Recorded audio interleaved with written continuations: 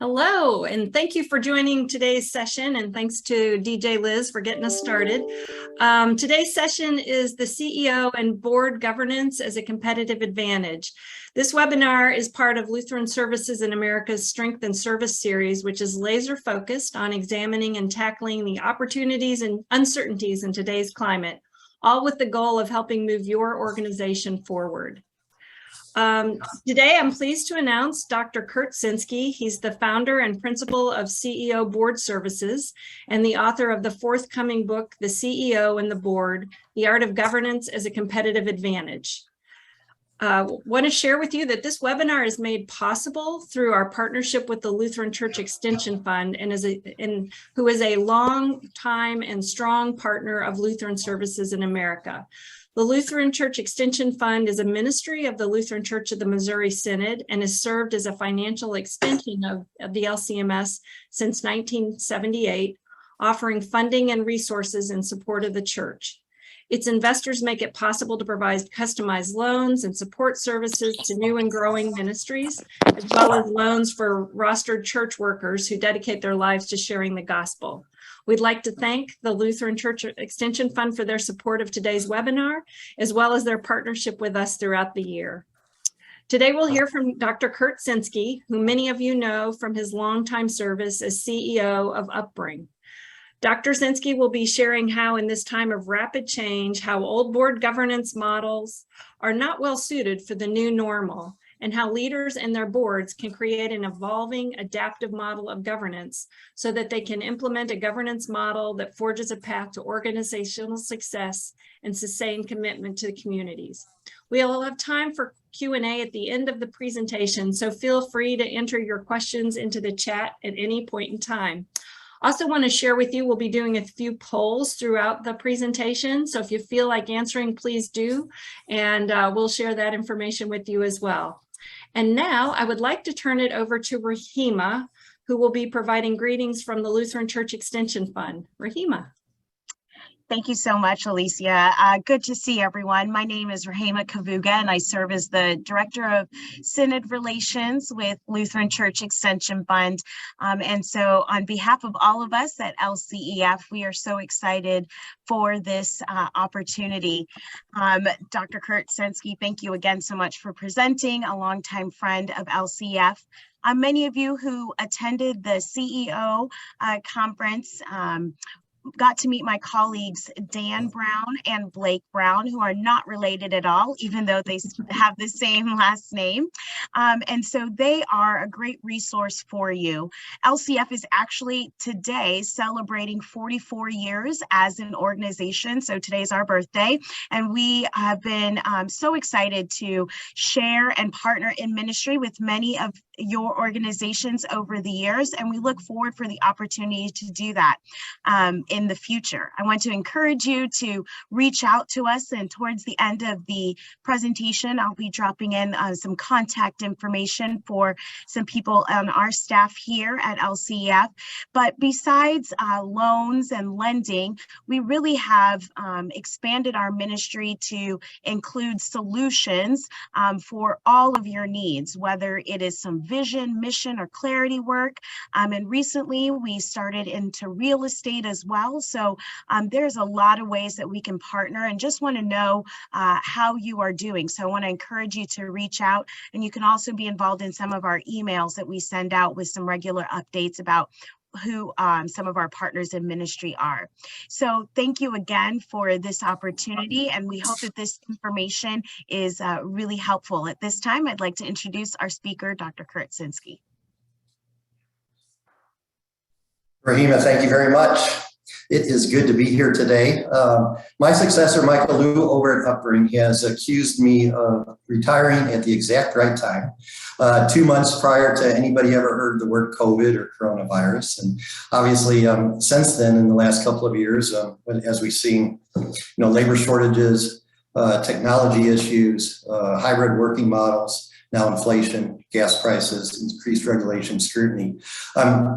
More and more convinced that in many ways it is more difficult today to lead an organization than even 2 years ago.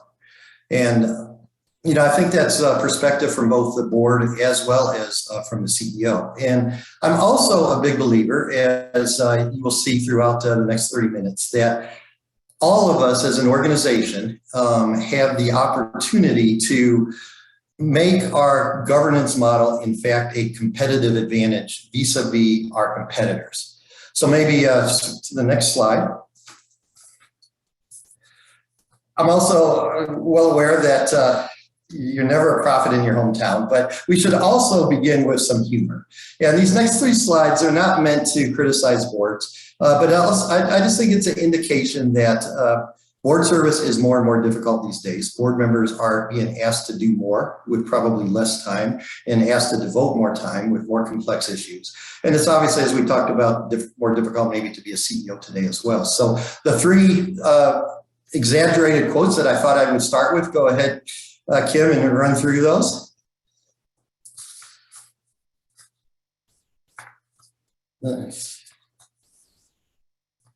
Next one. They do not function. That's a little bit of an overstatement, but I think you get the point. And then John Carver, board members are usually intelligent and experienced individuals, which is absolutely true. Yet boards as groups sometimes are mediocre. They tend to be incompetent groups of competent individuals. My goal today is to throw a lot of things against the wall to see what sticks, because I think for every organization, the issues and the situation is obviously a little bit different. But I also think we share in a commonality where we all have specific, maybe elephants in the room, maybe some inefficiencies through our historic governance practices that are preventing us from accomplishing our mission in the way that we think. So next slide. So in some ways, this may be my most controversial statement to a couple of you anyway, because I know, especially in the LSA world, there's a lot of devotees to, for example, the Carver model or to a modified policy-based governance model. I also am seeing that with more and more for-profit and corporate board members coming into the nonprofit space. We're seeing a bleeding over, and I think this is a good thing, of some of the best practices of Sarbanes-Oxley. And so you're seeing different sorts of hybrids within the governance models these days. And I actually think it is a good thing, because as our organizations evolve, as society evolves, as the issues become different, it's vital and imperative that our governance structure also evolves. And so maybe just a couple of quick examples. Alicia and I are privileged to serve on the Thriving Charitable Board of Directors. And we recently brought in the second CEO in its history.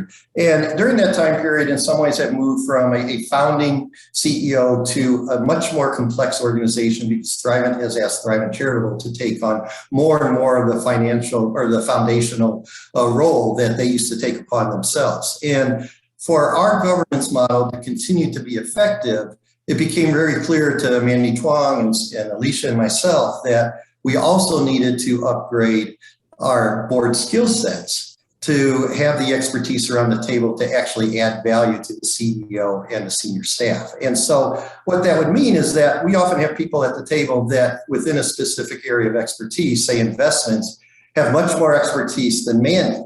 And so the question becomes, how do we create a governance structure that allows our board members to provide the best of what they can provide while still fulfilling the clarity of adapting and adopting to a policy-based governance model. On the Lutheran Hour Ministry side, we have offices in 36 countries, but we are run out of St. Louis at this point. It's a domestic organization that runs an international organization. And the question has become, how do we make this more of a true global ministries organization? And what does that mean for our governance structure? So this coming year, we've brought in several outstanding new board members. And, they're going to be frustrated pretty quickly if we continue to have the same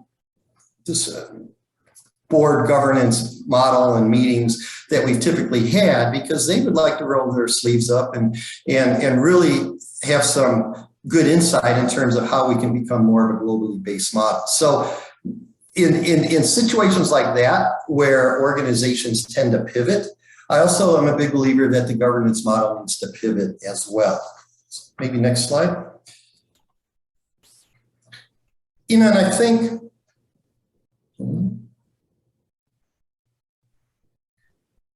we are going the wrong way. We're getting there. Keep going. Yes. So, oftentimes I think we think about, the board's the boss and the CEO reports to the board. And obviously it's true, but 90% of the time, in many ways, the CEO obviously is leading the organization. And this is what I would call in a perfect world, it should be a good marriage. It should be a true partnership where, obviously there is there's that nuclear option that the board has if they want to fire the CEO. But 90% of the time, it's the CEO leading the board and bringing up to the board the strategic issues that need to be discussed at the board level. And so for this relationship to work, one, it takes integrity, two, it takes intentionality. But it also, as we look for good board members, as we look for board members with expertise, we also need to look for board members with passion, with emotional intelligence, with emotional maturity, and also a commitment to this organization. Because otherwise, it's not going to happen.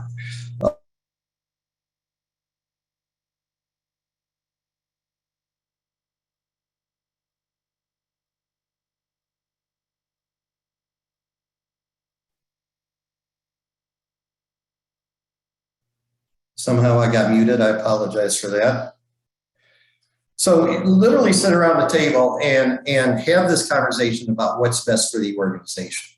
So an example, years back when Sam Sipes and I were working together at LSSS, we became convinced that our organization simply was unable to provide quality services with the reimbursement levels we were getting in our skilled nursing facilities, our Medicaid-only skilled nursing facilities, and continue to not go bankrupt.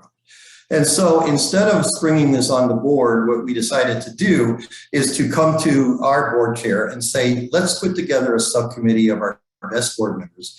Let's Sam and I and our CFO meet with them and go through all of the details. And the charge being to the subcommittee on a temporary basis is that we would come to the board with a recommendation. And what this allowed, while it technically violated the Carver model, it allowed us to have buy-in prior to the board meeting. It allowed the board members to hear not only from the staff, which they respected, but they also heard from the board members, which they also respected. Another example was when we decided to change the brand from LSSS to Upbring. We did in some ways the same thing. As soon as we got clarity on our mission, we brought the board members in at least certain ones of them to help us with the branding decision so that, again, we could have buy-in prior to coming to the full board for approval. And as the world changes, and it's changing, I think, a little bit more rapidly than in the past, it's also incumbent for all of us to ensure, whether you're a board member or a CEO, to ensure that your government model also adapts and evolves to the changing internal and external realities. Next slide.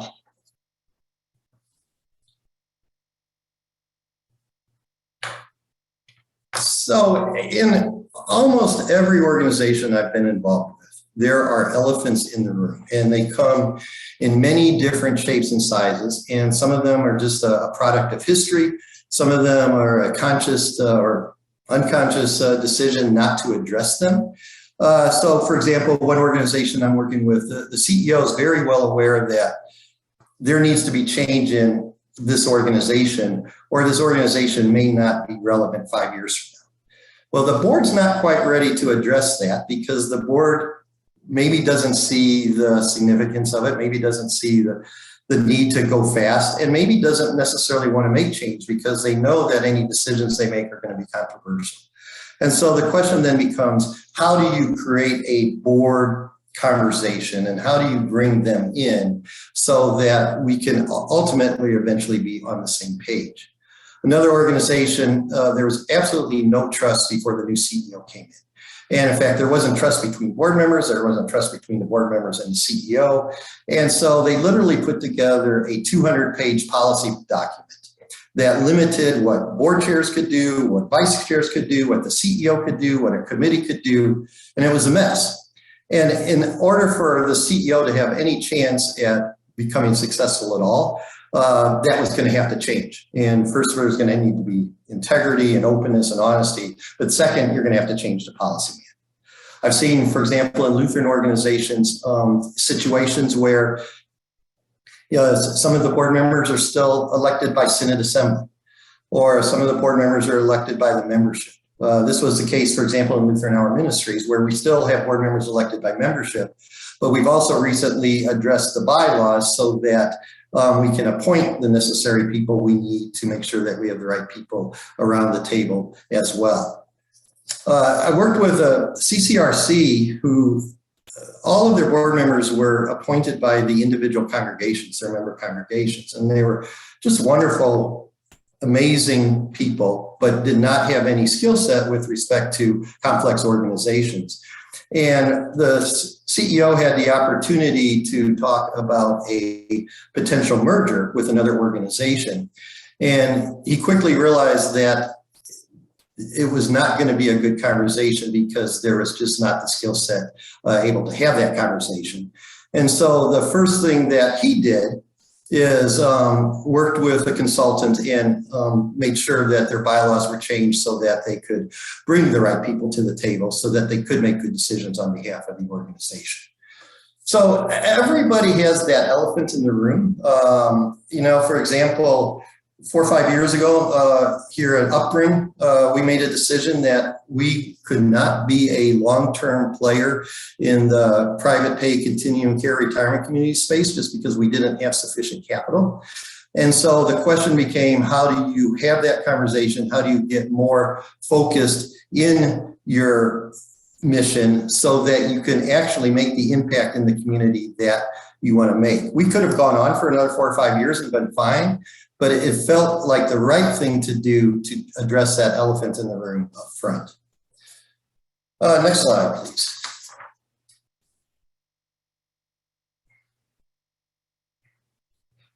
So I won't spend a lot of time on this, but to me, this is the fun part of governance. So it's the application of board members and CEOs. It's your creative skills.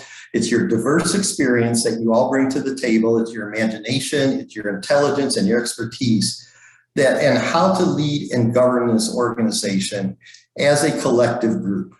Yes, you're going to have a playbook, right? You're going to have your policy manual. You're going to have your policy-based governance structure. But it's as much of an art as in science. And from my perspective, good leadership is finding that art of the possible. And it's working in partnership with your board and with your CEO and senior staff to solve that particular problem. Next slide, please. So what's also interesting to me, and so many of our organizations are old organizations, right? We're 40, 50, 100, 125 years old. And if not addressed, what's interesting, if you take a new, fresh look at your articles and bylaws, they can unintentionally become a competitive disadvantage. We've seen that with how people select board members. We see it with the number of board members. So for example, they may say you have to have 15 to 18 board members. In today's day and age, in terms of finding the right people to sit around the table, it may make sense to only have 9 to 12 board members. Some boards don't have term limits. Some have too strict of term limits. And in terms of being a competitive advantage, and I think every situation is a little bit different, but I do think that there are best practices in that term limits in that area of 9 years makes sense. Term limits for board chairs makes sense. I've seen a situation where a board chair was a chair for 20 years over 3 different CEOs. And while he was a great board chair, I'm not sure that was best for the organization over time. And also you want to look in your articles and bylaws to just determine if you have the right flexibility to allow yourself to create that flexible governance structure to make it a competitive advantage. And so can you appoint board members? How flexible is this? Can you have, for example, even as simple as resolutions through email these days or through Zoom, et cetera, et cetera.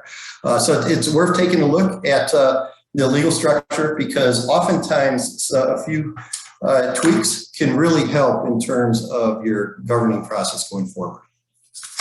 Next step.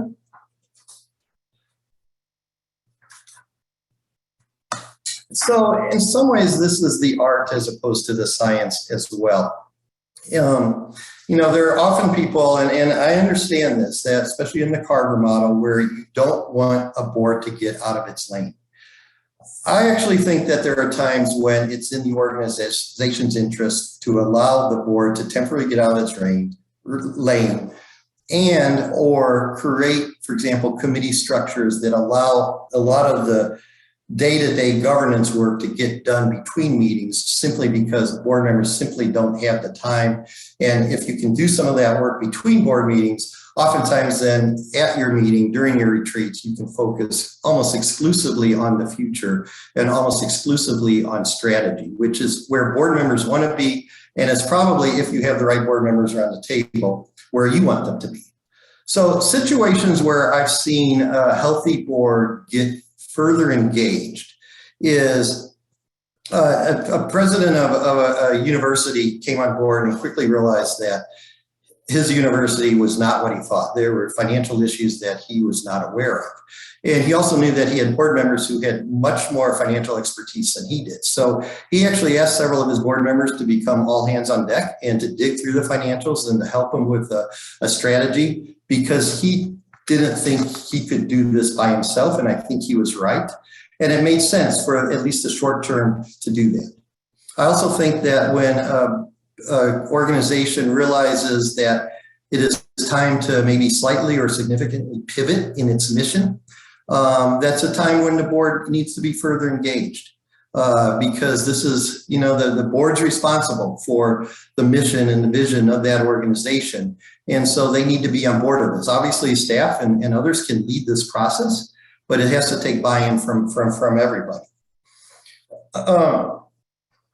Today, I've seen a couple of foundations call emergency meetings because of some of the things that are happening in the stock market, right? So the investment committee may or may not want to get more involved. Another best practice, and we don't have time to talk about it in this webinar, but I think it's important, is succession planning. And increasingly, best practices demonstrate that the board and the CEO should be talking about succession planning, whether it's emergency or long-term, pretty much from day one.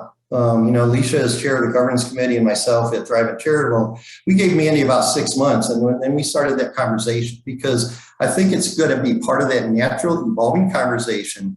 And the research is more and more clear these days that unless you have a significant pivot in terms of your strategy, you're much more likely as an organization to be successful in terms of succession if you hire internally than if you go from the outside. And so boards need to be aware of this research, and boards need to, I think, intentionally plan for these types of situations.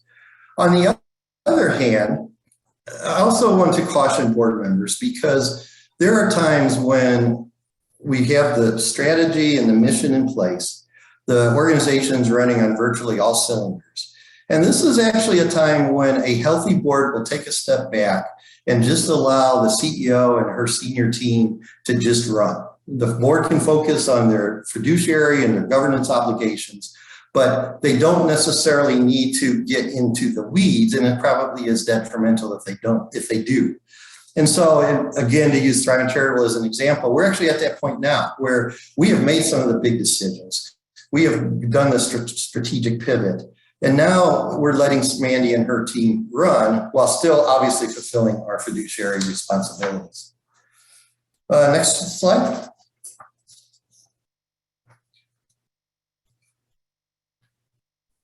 This is probably the lesson that took me the longest to learn during my 23 years at LSSS and Upbring. And I think it's probably even more important today than it probably was in the past, because I think the world has gotten more complicated. The space in which we provide programs and ministry as LSA organizations has gotten much more complex. And I think the organization that has more clarity and more focus in terms of what it wants to accomplish within its specific community or programs or communities or region, the more likely you're going to be successful.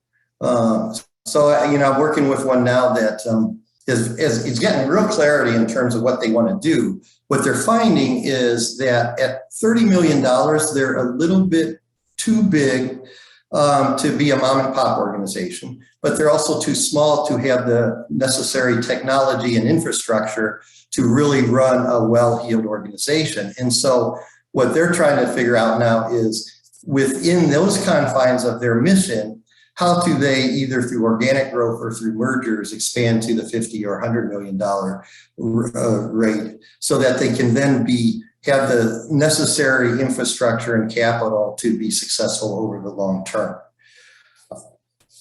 So if you haven't done this in a while, I would urge organizations to take a step back and to really take a hard look at what your purpose is, what your mission is, and are you in fact as focused as you need to be, or are you still maybe more of a jack of all trades?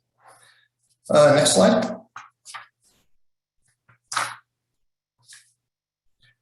So, and I know LSA has had a couple of webinars, I believe, on diversity. I'm not going to spend a lot of time on this other than just to say, huge believer in how important this is. There's a McKinsey study that demonstrates that organizations that have permeated diversity, not only at its board level, but throughout the organization, is more likely to be successful than those who don't. And diversity in all its forms. I want to just raise up a couple today that you may not have thought of. And one comes from our experience at Upbring. I think, as some of you are aware, during the Trump administration, and currently today, they provide services to undocumented minors along the border. And we were surprised at one point when Melania Trump wanted to visit one of our centers.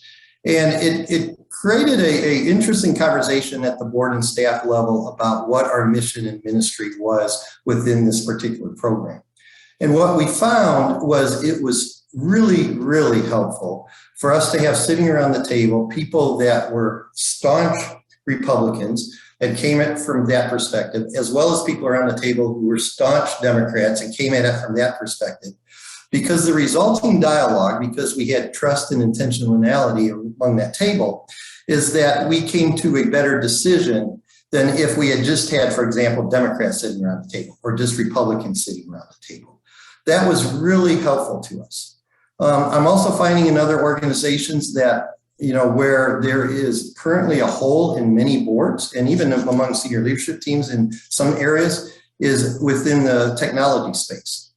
And so the question becomes, how do you go about in a different manner of recruiting people that might have that expertise? And it's going to mean reaching out to different people. I know one organization that reached out to its young high-tech people and said, who do you know within your groups that might be good board members? They don't necessarily have to have board experience, but we want them to have this sort of expertise. What's interesting is that, and then also we're seeing this in many organizations where more and more non-Lutherans are being brought to the table around the board, as well as bylaws and articles and requirements change. But what's also interesting to me is that when we go that route, no matter what diversified route occurs within your organization, it's also incumbent and important to remember that the culture has to change. So there was a group that was very excited because they finally had 2 non-Lutherans on their board of directors, and then the board chair said for lunch, we're going to pray the common table prayer. These 2 individuals had absolutely no idea what a common table prayer was, right? Here in Austin, we had a board meeting where a number of our board members showed up in suits, and the 2 high-tech 27-year-olds showed up in their hoodies and their jeans. And so a culture clash, right? And so the question becomes, how do we blend and merge the cultures so that everyone sitting around that table is going to feel comfortable, and that with intentionality, we do that. Next slide.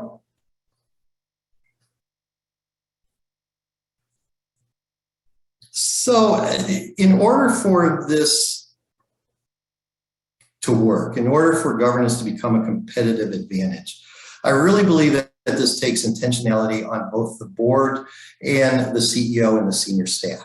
And this is going to mean extra time probably for the CEO as well as for board members. It's going to mean one-on-ones. It's going to mean getting to know each other. It's going to be lunches or dinners or breakfasts. It's going to be board retreats. It's going to be, just having this openness and vulnerability that maybe wasn't in the conversations before. But what I would urge, based on my experience and based on what the research that I've put in the book demonstrates, is that if CEOs and if boards take the time to truly become this partner, what you will find is that your governance model will in fact be a competitive advantage. You can take in some ways these one steps or several steps at a time, and it's a journey. It's a never-ending process, but I believe it's worth that journey because for the most important reason, your mission is going to be better accomplished and your people are going to be better served. Next slide.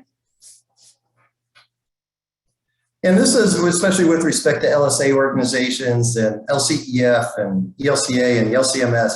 This is where I think that we have our greatest advantage. Not only are our organizations faith inspired, but we all have the privilege of bringing our faith to the table. And, we're doing this for many different reasons for a lot of us. This is our calling. This is our vocation.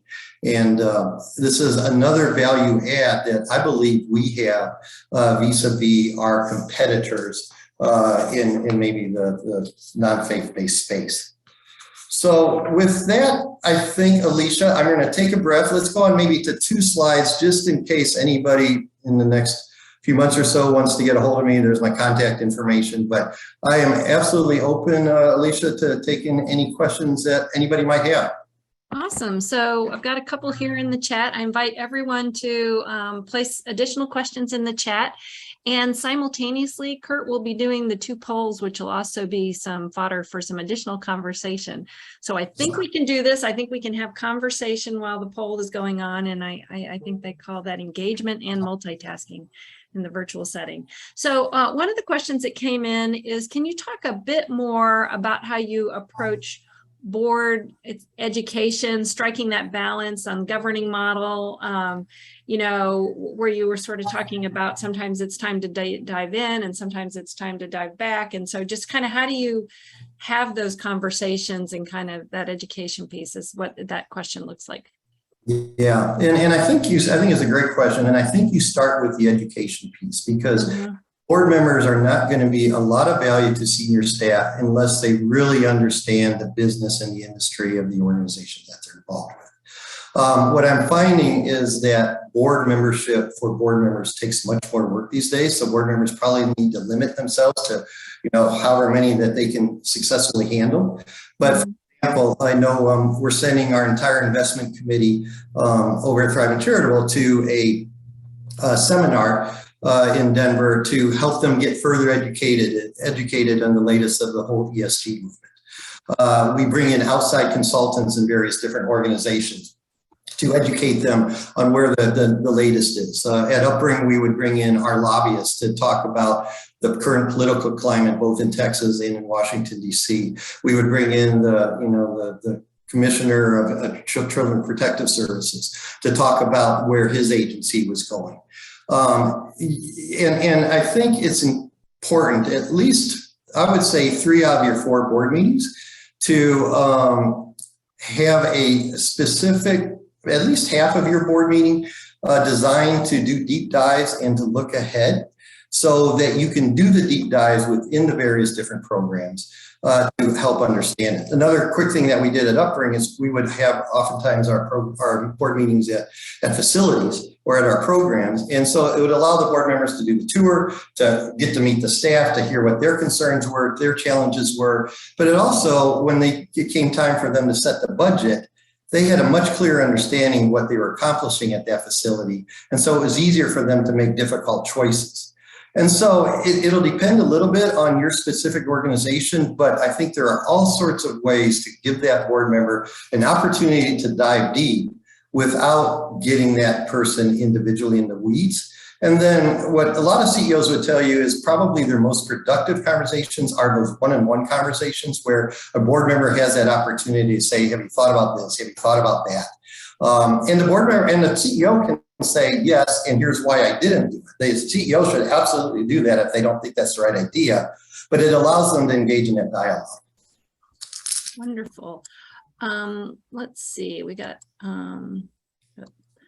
is there an optimal size for a board? That's a question that's come in a couple of times in your experience.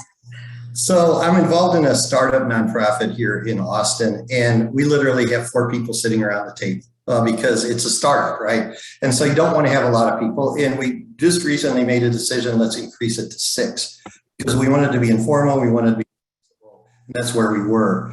And then, in the social services space, oftentimes I see a sweet spot anywhere from 8 to 12. I think best practices has gone over recent years from 12 to 16 to 8 to 12. You're seeing it's easier for CEOs to be able to recruit effective board meeting members if you don't have to recruit all the time. And then also maybe even thinking about increasing your the term limits from 6 years to 9 years so that you're not always recreating board members. So, in the university and sometimes our arts space, they want to have 25, 30 because it's a fundraising role as well. But if you look at them closely, there's really only about 6 or 7 of them that actually manage the organization from a board perspective. So, if you had to make me say a number, I would say 8 to 12 for most medium to large size nonprofits. Okay, great. This one came in. Let's see. Do you have any insight for a CEO trying to get a board chair to recognize, understand, and address, and address potential impact of interpersonal conflict among the board? Woo! Yeah. That's a tough one. Thank you for your question. They will remain. Yeah, and that happens, right? This is where I think one of the most important roles a board, and the CEO can help with this, is to have a process where an emotionally intelligent and an emotionally mature person is named as the board chair. Because oftentimes it's very difficult for the CEO to get involved in those conflicts. And it really is the role of the board chair to maybe step in when necessary. And I've seen really good ones do it, and I've seen others just completely ignore it because they want to run away from it as fast as they can. But I would start with having that conversation with your board chair if you trust that board chair. And if not, there may be another board leader that you trust that you can at least strategize with. And then I've also seen where in a certain situation, and sometimes this works, sometimes it doesn't, is that you bring an outsider to maybe address the elephants in the room, whatever the elephants may be. Obviously, if I saw it in a different organization, none that I've really been involved with, where there was a sexual harassment issue. And at that particular point, it was just clear you had to act fast, you had to act now, and there was no second chances. Wonderful. Yeah. Okay. Thank you.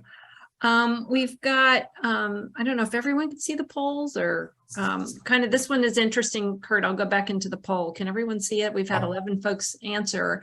And your question about, I guess this is the first one, should the board and CEO intentionally engage in emergency and long-term succession planning at the beginning of a CEO's tenure? You referenced a little bit of that. 64% said yes, and 36% said it depends. And it's interesting to me because there's a number of organizations where CEOs truly don't believe that there's anybody on their team that are capable of being CEOs, and they may be right. They may be a perfect fit as the CFO or the chief operating officer. But I would also urge then the organization, whether it's the CEO or the board or the senior staff, to look a level or two down and to begin training those individuals to provide leadership skill sets either for that organization or for other organizations. because it's an evolving, constant process of education and training. And knowing that, for example, in some situations, you're not going to have the right internal candidate today, but you also know that maybe in the next year or two, there's going to be a position opening up. And if you've had those conversations about maybe what you're looking for, then you can start hiring not only for what you need, but maybe for what you need in the future. I also think that there's real benefit to having the openness to allow the CEO to be able to tell the board chair, maybe the governance committee chair, I'm thinking about leaving in 5 years. Let's start thinking about this. It may be 4 years, it may be 6 years, but I want to give you a heads up so you can plan. When I left Uppering, I gave my board chair, I think, about a 2 years heads up, because I wanted to make sure that they had the right process in place. As you know, Alicia, we also have an emergency governance plan, and it could be a senior staff person, it could be a board person, it could be an outsider, but who can you name the next day as a board to ensure that the trains keep running on time while the board then fulfills its fiduciary responsibility? So I think of every organization, there is a need to continue to train and develop new leaders. Mm-hmm. Wonderful. And I think Kim, here's the first question. So board governance structure, competitive advantage. In your specific organization, is your board governance structure, in fact, a competitive advantage? 27% said yes, 33% no, 27 sometimes, and 13 I'm not sure. And so this is interesting, right? So this is the worst results of all of the polls. Probably not surprising. And I think for this to work, it takes a couple of things. One, it takes a partnership, especially between the board chair and a CEO. They both have to make sure that they want to make it work. But also, as I've said before, it takes intentionality, integrity, and trust. But the intentionality piece is, all right, let's start with some low-hanging fruit. Here are some pieces where we don't necessarily have the scope and the sufficiency to be a good board. Let's start working on those pieces. And then let's maybe even start putting a committee together or bringing in the outsiders to say, how else can we enhance our governance advantage in order to become more efficient, more effective, so we don't have to jump through so many hoops. Remember one time a merger that we had with a Catholic hospital failed simply because they had to get permission from some bureaucrat in Rome, and they could never get that guy's permission. And so that's an extreme example, but there are all sorts of inefficiencies that over time that get built up in a governance structure. Some of it has to do with trust, but most of it has to do with purely structure and history that can be eliminated, that can then make it a competitive advantage, at least from my perspective. Yeah, and actually, Kurt, that example we've heard throughout the network, not necessarily with the Pope, but having to get a lot of different churches to just the way the governance structure works, and it can impact partnerships, the timing or mergers or those kind of things. So that's a good one to at least think about. Here's a question that basically said, measure my expectations. How long will it take for me to help get my board to where it is a competitive advantage? Many thanks to that person for their sense of humor. So here's the difficulty about all this, right? The difficulty is that board members change over time, right? People get turned off, they leave the board. And so you're always starting over new. And in some ways that can be an advantage because you have new people then to bring to the fold that don't have that history that you can bring on as your champions from day one.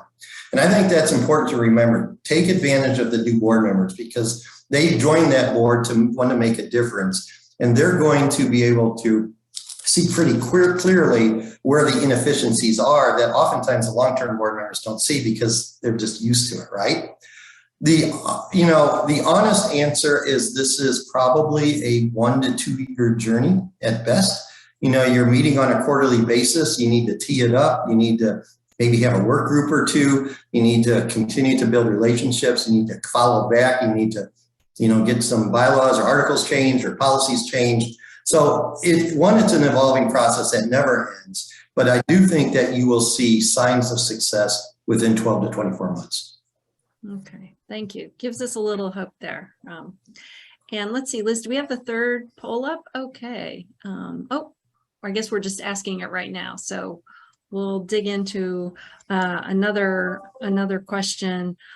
Kurt, you spoke about diversity, and that this is a question that comes in, and kind of how are you, what are the effective ways that boards are moving to have diversity of thought, diversity of across the spectrum? Kind of how are you seeing that evolve? Yeah, and in some ways, I think for boards, in certain boards anyway, this is the hardest. But one thing that I saw, and Alicia, you were involved with this as well, is it was really helpful for the Thrivent Charitable Board members to initially go through DEI training to get a sense of where personally they were and are on the spectrum. Because I think it opens you up to an awareness of where you might have some unconscious biases and where you might not.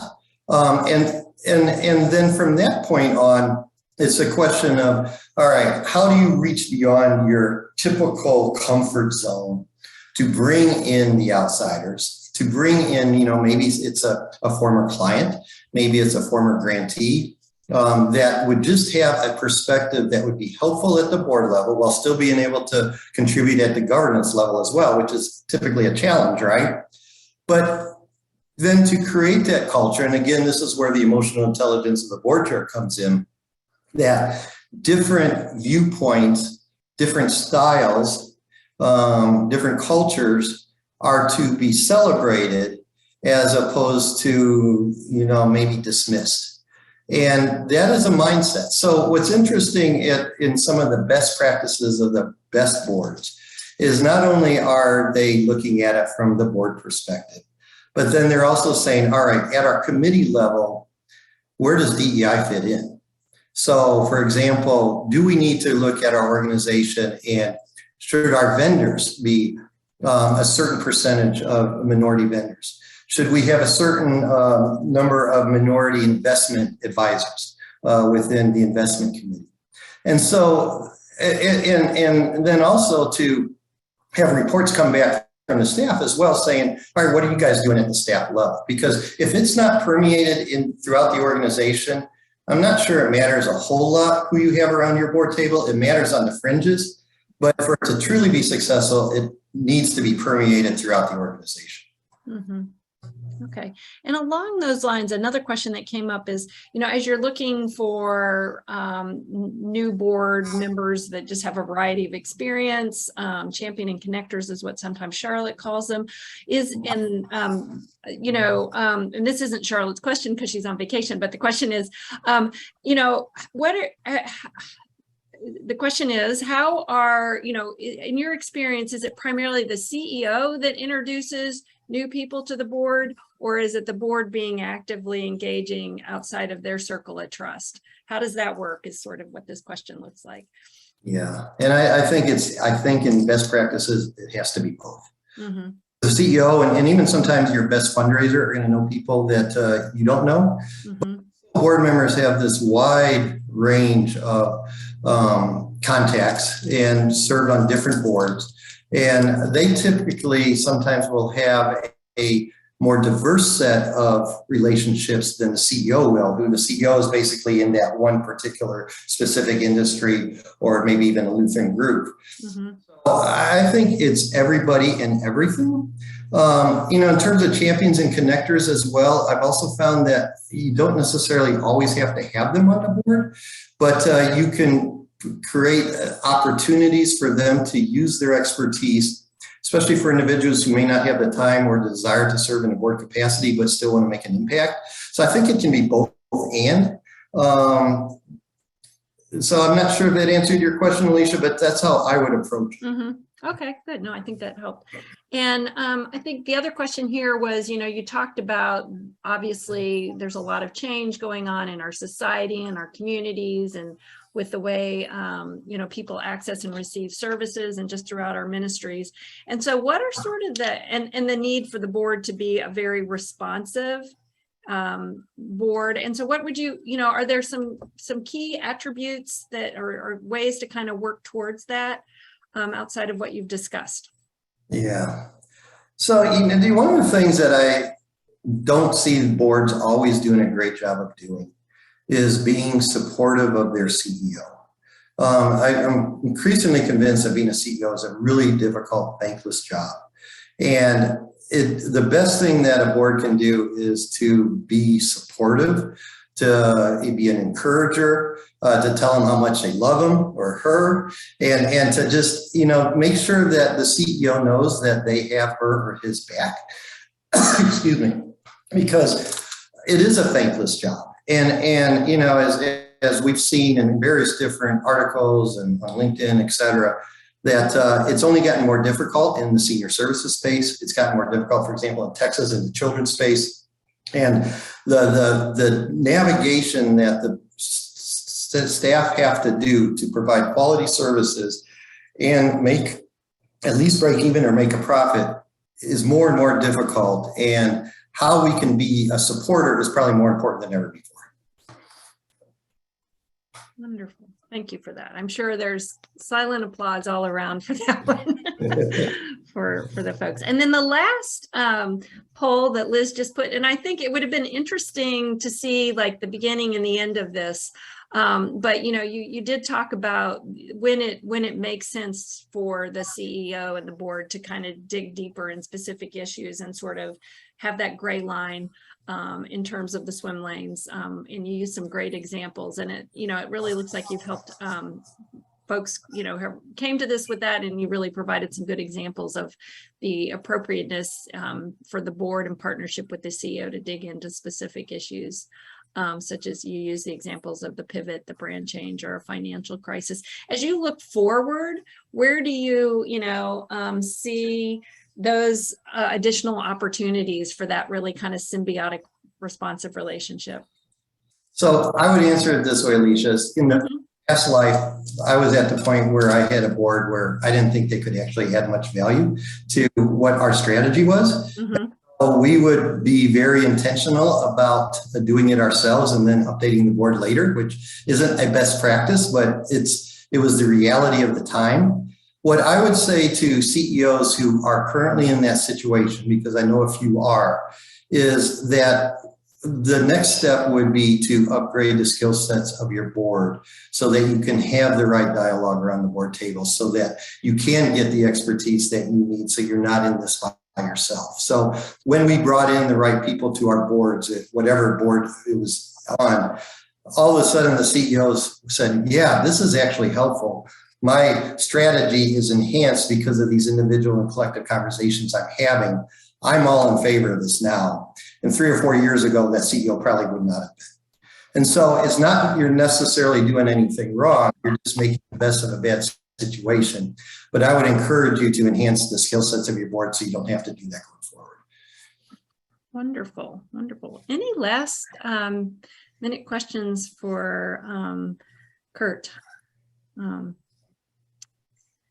Well, we certainly appreciate you sharing your time and your talent and your expertise with us and really opening up our eyes to the strategic importance of governance as a competitive advantage. I think we all know that, and it's really good to kind of talk about what that looks like as we look forward for our organization. So thank you. Well, you're welcome. Yes, and we have recorded the conversation. So if you say, oh, what did Kurt say? I know that was, something right at the top of my head. So you can go back and listen to it, share it with your board. We've had different members for different webinars, use these as conversation pieces for kind of conversations of where they need to go forward. So Kim will return those materials. And Rahima, are you still on? Really want to thank you for your partnership and making our work with Kurt possible. And yes. Thank you. We are so thankful for that partnership and hope that everyone that's listening was able to benefit as we've have hearing Kurt too. So this was my second time to hear you, Kurt, kind of talking around this, and there's always just another little nugget that I was able to take away. So I appreciate that. Rahima, thank you. Appreciate your partnership with LSA as well. Wonderful. Great. Well, we will be looking for you all next week. We have another Strength and Service webinar, and it's listed on our chat panel here. We've got a webinar coming up on technology innovation, workforce efficiencies, and we will have member organizations CASIA, LSS of Northern California, and Jenna Cross Lutheran Services talking about how they've leveraged technology to help address the workforce crisis and improve client satisfaction and employee satisfaction. We've got a depressing topic about, is your organization prepared for a cyber attack that's going to come July 13th, and it was well received last year, and so really hope everyone can join us there. And then we're really excited about a webinar we're just announcing, which is with Dr. Cox on moving from allyship to accomplice, what it takes to do real diversity work, and that's going to be July 20th at 2 p.m. We invite you and your teams to join us in that. So thanks once again to Kurt for today, and terrific speaking, and Rahima, thank you for your partnership, and we look forward to seeing everyone back here soon. Thank you, everybody. Enjoyed it. Take care.